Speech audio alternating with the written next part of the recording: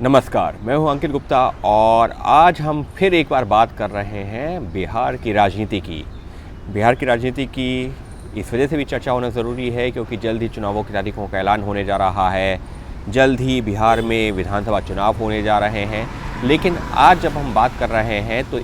तब बात कर रहे हैं जब बिहार में अंतिम मतदाता सूची सामने आ चुकी है। और जो अंतिम मतदाता सूची सामने आई है, इसने किसकी टेंशन बढ़ाई है, अंदर खाने क्या कुछ चल रहा है राजनीतिक दलों के बीच में, इस मुद्दे को लेकर के आपके बीच में आया हूँ।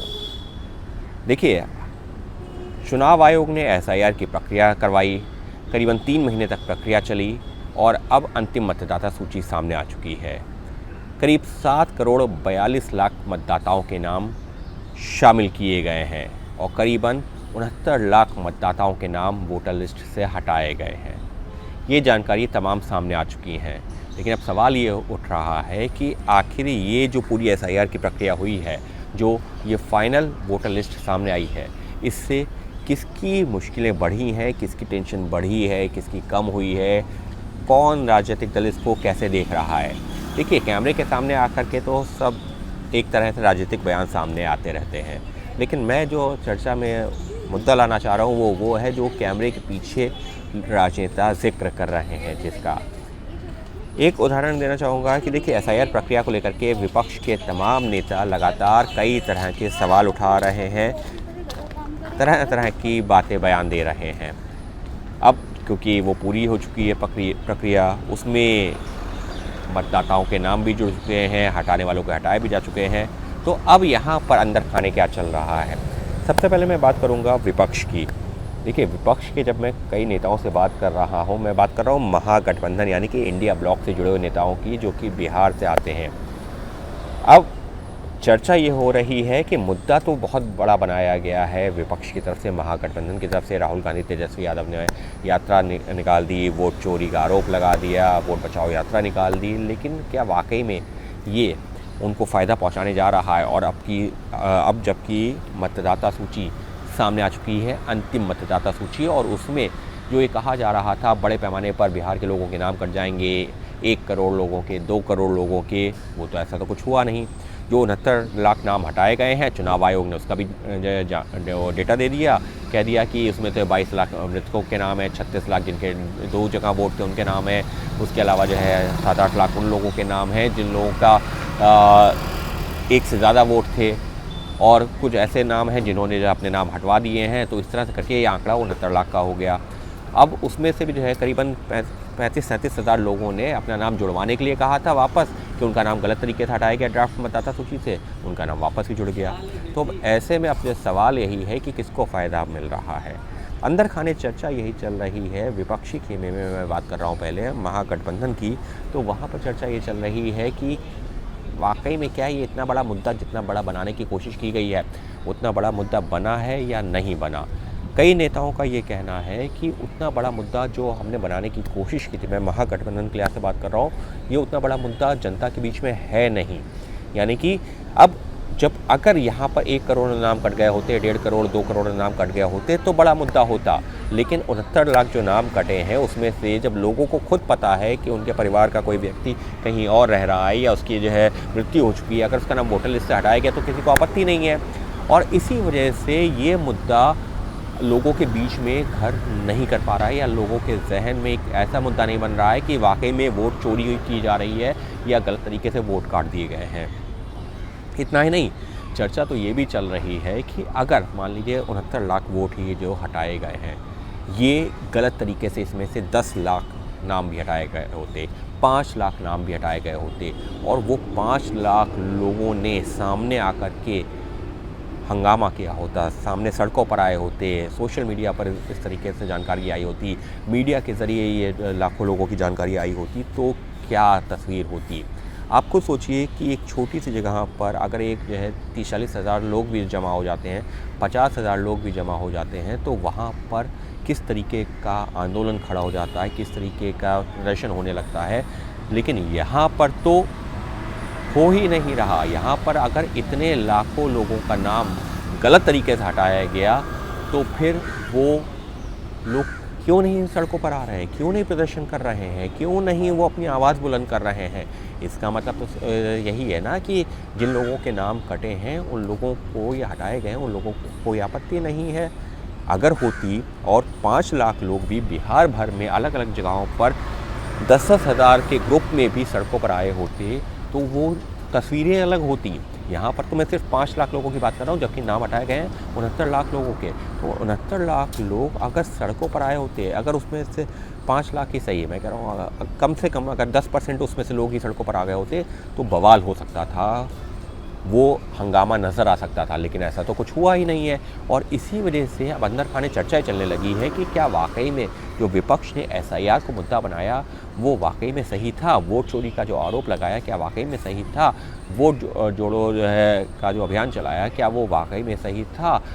तो सवाल यही है कि चुनाव आयोग की प्रक्रिया के ऊपर जो विपक्ष ने पूरा एक नैरेटिव बनाने की कोशिश की है, क्या कहीं ऐसा तो नहीं कि वो उल्टा पड़ रहा है विपक्षी पार्टियों को ही?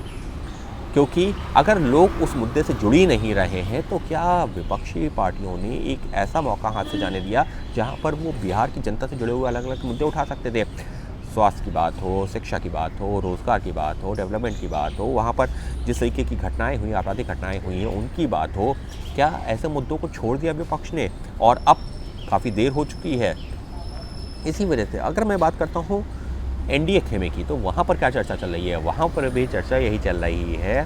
कि विपक्ष ने अगर कुछ और मुद्दों को उठा दिया होता जिनका मैं जिक्र कर रहा हूँ, हालांकि कैमरे पर कोई आकर के आपके सामने नहीं कहेगा कि विपक्ष ने ऐसा कर दिया होता तो हमको नुकसान होता या नुकसान हो सकता था, लेकिन अंदर खाने से चर्चा ज़रूर है कि विपक्ष ने अगर उन मुद्दों को कहीं उठाया होता तो शायद ज़्यादा परेशानी खड़ा कर सकता था। लेकिन राहुल गांधी और तेजस्वी यादव जो SIR की बात करते रहे हैं उसके चलते अब जो अहम मुद्दे जिनसे जो है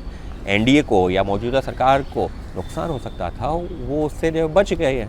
क्योंकि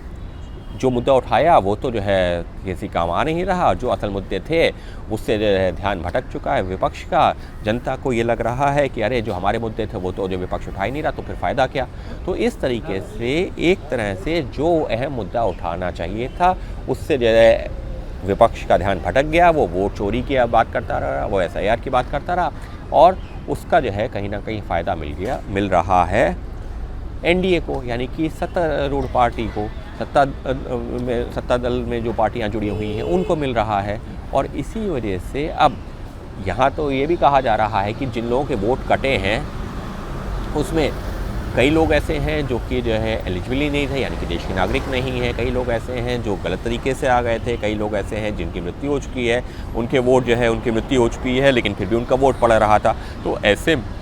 बिहार की जनता को तो इससे जो है और खुश हो गई है कि ये प्रक्रिया होनी ज़रूरी थी। और इसी वजह से जो NDA का खेमा है, NDA से जुड़े हुए जो पार्टियां हैं उनका तो ये मानना है कि इससे तो जो विपक्ष ने एक नैरेटिव बनाने की कोशिश की है कहीं ना कहीं हमको फ़ायदा कर दिया है। यानी कि नीतीश कुमार, BJP, चिराग पासवान, उपेंद्र कुशवाहा, जीतन राम मांझी, ये तमाम जो NDA के ऐसे जो पार्टियां हैं, इनके जो नेता हैं, इनकी पार्टी के लोगों का मानना है इससे तो जो है विपक्ष ने तो हमारा फ़ायदा कर दिया, हमको बैठे बैठाए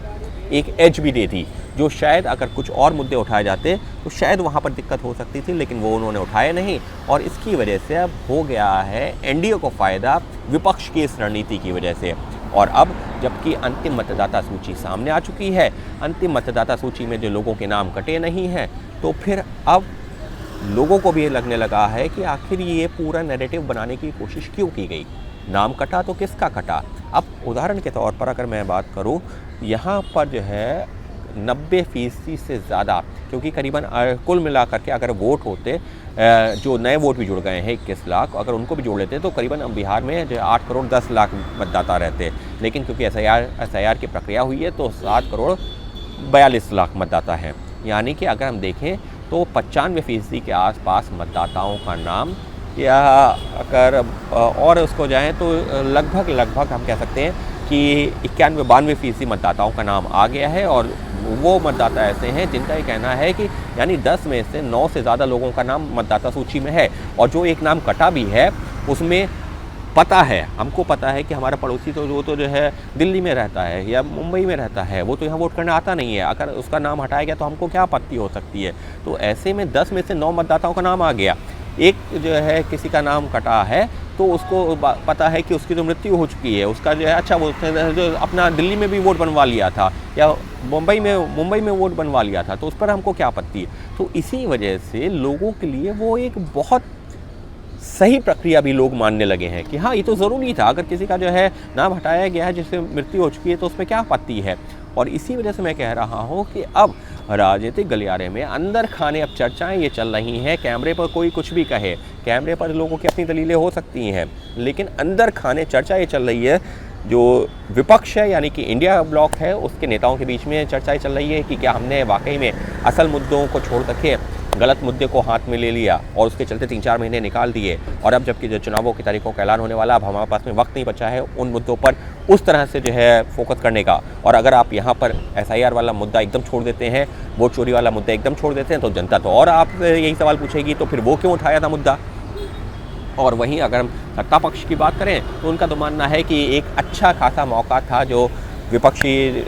पार्टियों के पास में था, नेताओं के पास में था, उन्होंने अपने हाथ से जाने दिया, उन्होंने अपने हाथ से एक ऐसा मौका जाने दिया जहां पर वो जो है जनता से जुड़े हुए मुद्दों को उठा सकते थे, लेकिन वो उन्होंने उठाए नहीं। तो अल्टीमेटली फ़िलहाल अब जो चर्चा चली है अंदर खाने, वो मैं उसके लिहाज से ज़रूर कह सकता हूँ कि ये जो मुद्दा SIR का वोट चोरी का उठाया गया, अब फाइनल लिस्ट सामने आने के बाद में इतना ज़रूर है, जो नेताओं से मेरी बात हुई मैं उसके आधार पर कह रहा हूँ, या जनता से जो थोड़ा बहुत फीडबैक मिला उसके आधार पर कह रहा हूँ कि शायद जो जनता से जुड़े हुए मुद्दे उठाए जाते तो ज़्यादा बेहतर होता, लेकिन विपक्ष ने शायद वो मौका अपने हाथ से जाने दिया। और अब उनको भी इस बात का एहसास हो रहा है कि शायद ये गलत मुद्दा उठा लिया था, जिसके चलते अब आगामी जो विधानसभा चुनाव होंगे उसमें उनको खामियाजा भी उठाना पड़ सकता है। वहीं सत्ता दल से जुड़ी हुई पार्टियाँ तो एक तरह से खुश नज़र आ रही हैं और ज़्यादा सहज नज़र आ रही हैं, ख़ास तौर पर इस अंतिम मतदाता सूची के सामने आने के बाद। तो फिलहाल आज के इस वीडियो में इस मुद्दे के साथ ही हम अपनी बात करेंगे समाप्त, लेकिन आने वाले दिनों में फिर और नए मुद्दों को लेकर आपके बीच आएंगे और बताएंगे कि आखिर राजनीतिक गलियारों में क्या चर्चा है और किन मुद्दों को लेकर के जनता के बीच में जो क्यूरियोसिटी बनी हुई है उसमें से किसी एक मुद्दे को लेकर फिर आएंगे आपके बीच में।